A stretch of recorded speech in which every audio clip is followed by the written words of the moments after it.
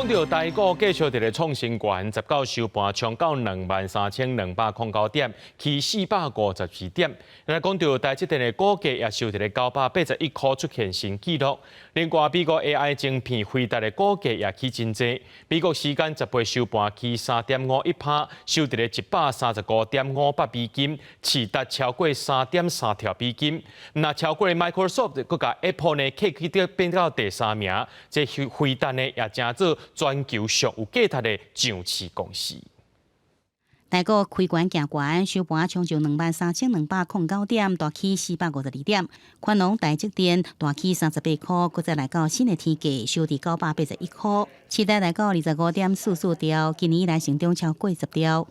美股目前还是一个多头的格局，即使真的涨了太多了，但是没办法，所有的资金全部集中加码在 AI 的股票，台股基本上沿着这样的 AI 的主轴在往上攀升。如果 NVIDIA 持续在上涨的话，你看台积电是最大的受益者。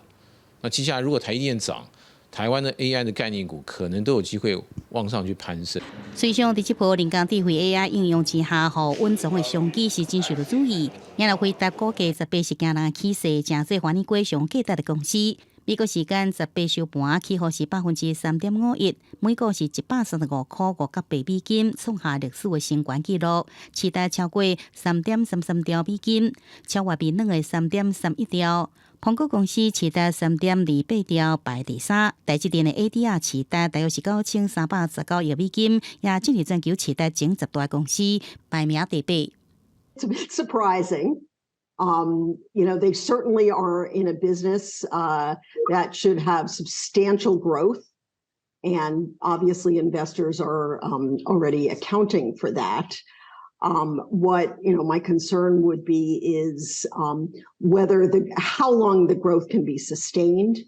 分析师讲，今年1月开始，受到台积电股价带动，台股一直创下新高的纪录，无到一年已经起超过5000点。10股开盘无到10分钟，指数头一摆超过23000点，午盘一度大起517点。不过台股一波起势是真紧，阁真急。虽然有台积电带动一个起势，不过也出现中小型股无起准补起的行情，因为要注意有关了后会调节未来。